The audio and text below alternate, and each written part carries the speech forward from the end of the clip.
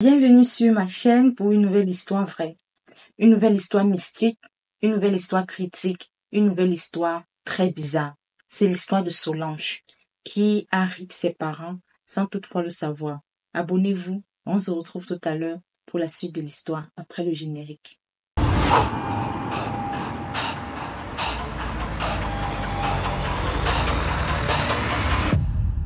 Comme je disais, c'est l'histoire de Solange. Solange est une jeune Camerounaise qui a eu son master. Elle s'est battue, elle a trouvé un petit stage dans une entreprise de la place. Elle a fait 6 mois de stage, mais malheureusement, elle n'a pas été retenue. Mais grâce à Dieu, elle a trouvé un autre stage après ce stage-là. Elle a fait 6 mois et elle a été retenue cette fois-ci. Elle travaillait, tout allait bien, elle s'est fait des amis, l'atmosphère de travail était bien, l'environnement de travail était bien, les conditions même de travail étaient bien, ses chefs étaient adorables, les leaders c'était vraiment ça. En fait, tout se passait bien. Elle avait des merveilleux collègues et elle s'était même fait une amie au travail, Ima, qui s'appelait Ima. Et tout se passait super bien jusqu'au jour où on a changé de chef. Donc, Solange a eu un nouveau chef au travail et les choses ont commencé à dégénérer. Elle s'est rendue compte que son nouveau chef ne l'appréciait pas du tout. Elle se sentait gênée parce que les autres étaient bien, tout allait bien avec le chef. Il avait l'habitude de sympathiser avec elle, il avait l'habitude de blaguer, il avait l'habitude de tolérer certaines choses. Mais lorsqu'il s'agissait d'elle, il était tellement strict, il aimait le crier dessus. Il aimait, en fait, reprocher tout ce qu'elle faisait. Il n'y avait rien qu'elle faisait qu'il appréciait réellement. Donc, du coup, elle se sentait mal. Elle se sentait gênée dans sa peau. Elle se confiait donc à Ima. Elle a donc dit à Ima que j'ai l'impression que le boss ne m'apprécie pas beaucoup. Tu vois, tu peux faire telle chose, il tolère, mais quand c'est moi, il va bavader, il va crier, il ne me supporte vraiment pas. Il n'aime même pas quand j'entre dans son bureau, il n'aime pas trop me sentir, même quand j'entre lui demander un service ou bien un conseil par rapport à un truc, il va toujours vite faire pour se débarrasser de moi. Alors que j'ai constaté qu'avec vous, ce n'est pas ça. Avec vous, tout se passe bien. Avec vous, en fait, il est libre, il est free, il est jovial, mais c'est pas pareil avec moi. Vous savez ce que Ima lui a dit? Ima lui dit que ma chérie, je te comprends très bien. Tu es ma collègue et tu es mon amie. On se connaît, on se fréquente. Bon, comme je vous ai dit, c'était des amis. Elles se connaissaient, elles passaient le week-end ensemble. Quelquefois, elles s'assistaient. Parfois, quand l'une avait peut-être un événement, l'autre l'assistait et tout. Donc, elles étaient là comme les besties, quoi. Il m'a lui dit que je vais pas te cacher tout ce que tu dis là. Je sais ça. Et tout ça a un prix. Nous sommes ici, l'entreprise est comme une jungle. Nous sommes ici à la guerre. Et personne ne doit se négliger. J'ai l'impression que tu te négliges. Tu te négliges. Solange dit que, je me néglige comment? Quand tu dis je me néglige, là, c'est pour dire quoi? Elle dit, comment tu te négliges? Tu ne prends pas soin de toi. Quand nous sommes dans un milieu, comme un milieu de travail, il faut prendre soin de soi. Il faut s'armer. C'est à la guerre comme à la guerre. Il faut être préparé. Tu penses que le boss nous apprécie pourquoi? Tu penses que lui-même là, il n'est pas préparé. On te teste, ma chérie. C'est parce que, comme on dit souvent, c'est la patate qui a accepté qu'on la mange crue. C'est toi qui acceptes qu'on te mange. Pourquoi moi on ne m'écrit pas dessus? Pourquoi moi on ne me parle pas mal? Pourquoi moi on m'apprécie? Pourquoi moi j'ai les faveurs? Je suis favorisée. Tout ce que je demande, j'obtiens. Tout ce que je dis, on écoute. Tu penses que c'est pourquoi? Pourquoi toi tu es toujours recalé? Tout ça il y a le secret. Elle dit que, maman, le secret, tu es ma copine, donne-moi aussi le secret, je veux savoir. Elle dit que, exactement, c'est pour ça que je te dis, donc il y a un secret. Je savais que le moment là devait arriver, où tu devais me demander, parce que je vois que tu n'as pas bien les pieds sur terre. Tu es quelque part, mais tu ne sais pas que tu es quelque part. Solange dit que, ma chérie, pardon, va droit au but, tu parles de quoi? Elle dit que, mais je parle de la protection. Tu n'es pas protégée, tu es très légère. On peut te malmener n'importe comment, on peut te tester n'importe comment, on peut te secouer n'importe comment. Il faut avoir les pieds sur terre, pour avoir les faveurs des boss, pour avoir ceci, il faut avoir les pieds sur terre. Elle dit que, ma mère, j'aimerais aussi avoir les pieds sur terre, comme toi. Elle dit que non, ça c'est un petit problème. Ça, c'est un petit problème. Je vais t'amener quelque part. C'est que tu es ma sœur, non? Je vais t'amener quelque part. C'est pas grave, hein. On va juste te laver. On va juste te faire certains petits trucs, non? Pour attirer la faveur. Pour que quand tu entres dorénavant, quand tu vas arriver quelque part, tu seras respecté. Quand tu vas parler, on va t'écouter. Ce que tu vas dire, on va prendre ça en considération. Donc, je vais t'amener quelque part. Ne t'inquiète pas. Elle dit, ok. Elle dit que prépare-toi seulement le week-end. On va aller quelque part. Elle dit, d'accord. Je n'ai pas de souci. Je suis prête. La semaine de travail est finie. Ce week-end-là, Solange et Ima sont allés quelque part. Donc, Ima a amené Solange dans son quelque part là. Quand ils sont arrivés là-bas, on a expliqué le problème. Oh, on veut la faveur. Je veux ceci. Je veux être considérée. Je veux plus être rejetée. Je veux. J'ai oublié de souligner que Solange était d'abord de nature très timide. Donc, c'était quelqu'un qui peut être au milieu de vous, mais elle se fait toute petite. Elle est toujours dans son coin et tout. Ce qui fait que elle n'était pas très visible. Elle n'aimait pas bouger et tout ça. Donc, elle a souligné là-bas que je suis quelqu'un de très timide, j'ai envie d'être imposante, j'ai envie d'attirer le respect, d'imposer le respect, de ceci. Elle a cité tout ce qu'elle voulait. Dans l'heure quelque part là, on a donc dit que ok, il n'y a pas de problème. C'est juste un petit lavage, une huile de toilette, un petit parfum et tout. On lui a donné tout ça. On lui a dit que voilà ce que tu vas faire. Voilà comment tu vas utiliser. Voilà ce que tu dois mettre dans ton sac. Voici ce que tu dois te oindre avec. Voilà. Elle dit merci. Elle est rentrée. Elle a commencé à utiliser.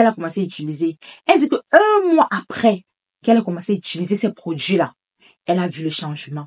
Elle a constaté qu'au travail, les gens commençaient à s'approcher d'elle, les gens commençaient à solliciter son aide, sa présence. En fait, les gens commençaient à s'intéresser à elle. Quand on faisait les choses, on l'incluait maintenant à l'intérieur, on lui posait des questions, on demandait son avis. Elle avait les petites faveurs, elle avait les avantages, elle avait ceci, elle avait cela. Sa copine, il m'a lui dit que tu as donc vu ce que je te disais. C'est toi qui étais là, tu te négligeais. Alors qu'il y avait la solution à côté. Elle a dit que ma sœur, comme tu dis là, je me négligeais alors qu'il y avait la solution. Comme je vous souligne là, 1 mois après l'utilisation, elle a commencé à voir le changement. Et c'est même 1 mois après l'utilisation, elle rentre du travail. Elle est au travail un jour. Son téléphone sonne. Allô, oui, c'est moi, c'est sa cousine qui appelait. Oui, c'est moi tel. Viens rapidement. Les parents viennent de faire l'accident.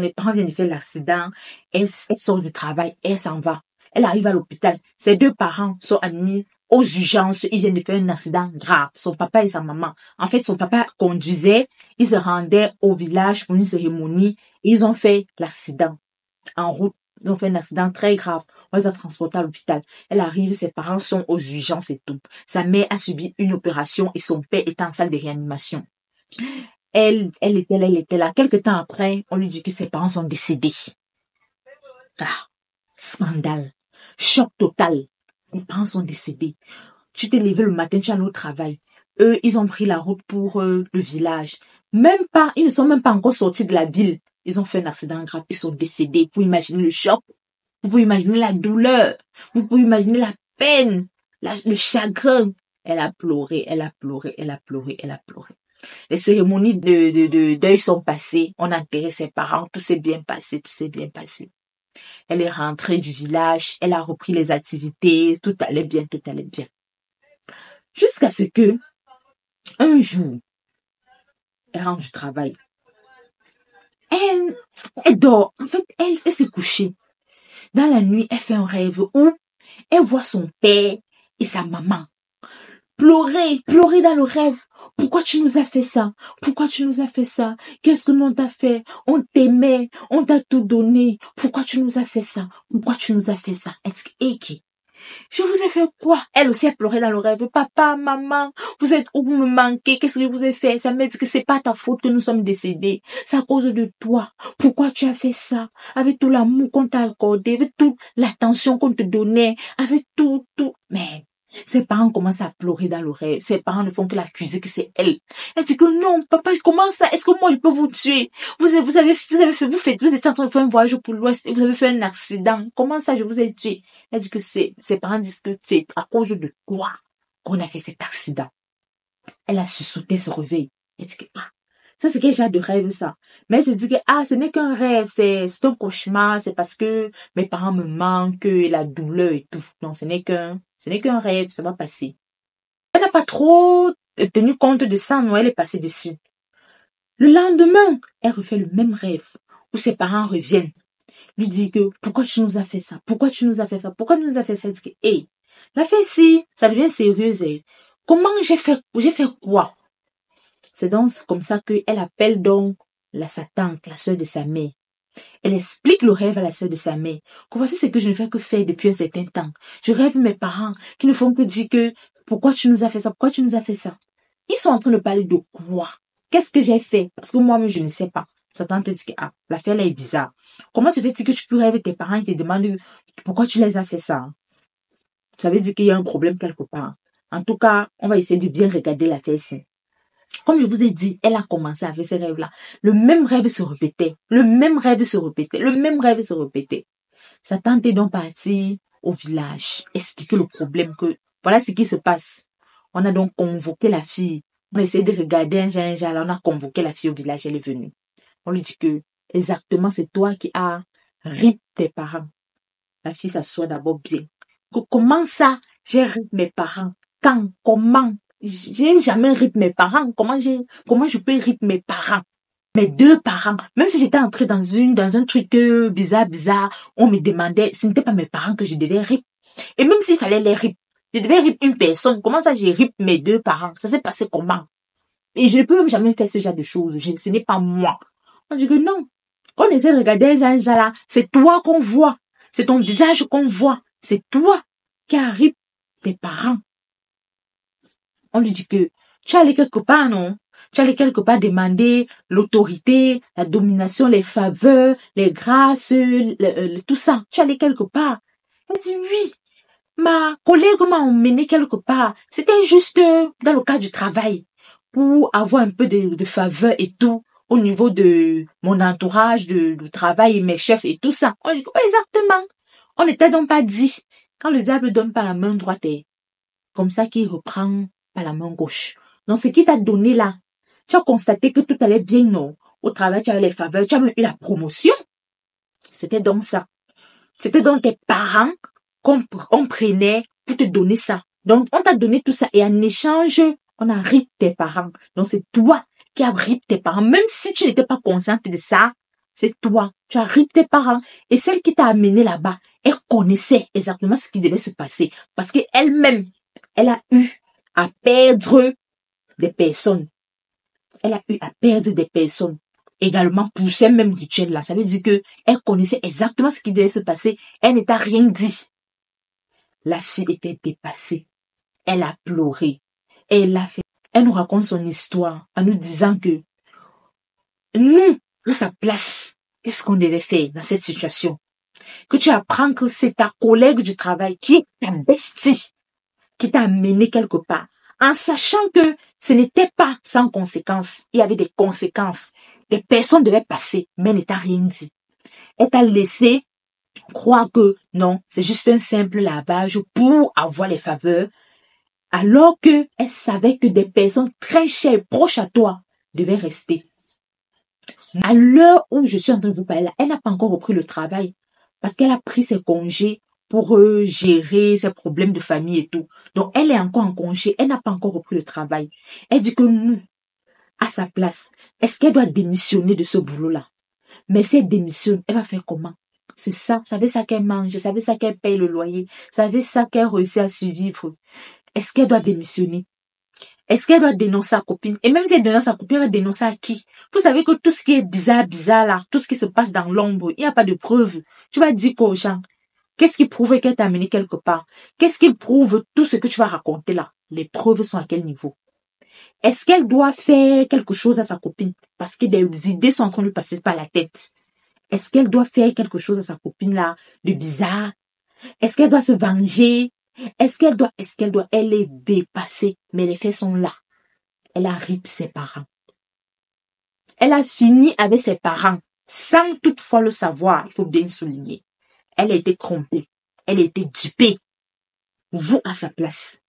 Dites-nous en commentaire, qu'est-ce que vous pensez de cette histoire? Parce que la sœur, elle est troublée. Quand elle va écouter cette histoire, elle va venir lire les commentaires pour essayer de comprendre ce que les gens en pensent, pour essayer de recueillir les idées et pour pouvoir se servir de ces idées-là pour je vais dire ça comment, pour agir parce qu'elle est dépassée, elle ne sait pas quoi faire. Elle est troublée. Cette histoire-là, ça donne la chair de poule, ça fait froid au dos. Le dehors est risqué. Le dehors est miné. Restons prudents, soyons prudents, prions sans cesse. Tout ce qui brille n'est pas de l'or. Tous ceux qui sont autour de nous ne sont pas nos amis. Beaucoup sont des lions, beaucoup sont des loups. Ils attendent seulement le moment pour vous dévorer. Soyez prudents et priez sans cesse. N'oubliez pas de mettre ce que vous en pensez en commentaire. La sœur va lire ces commentaires-là. Si vous avez une histoire mystique ou vraie à nous raconter, n'hésitez pas.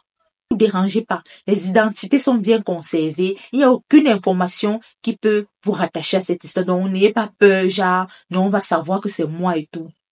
Si vous voulez entrer en détail, en profondeur, allez-y. Si vous voulez raconter juste à titre de sensibilisation, raconter en grand volet pour qu'on puisse juste être informé de ce qui se passe, faites-le.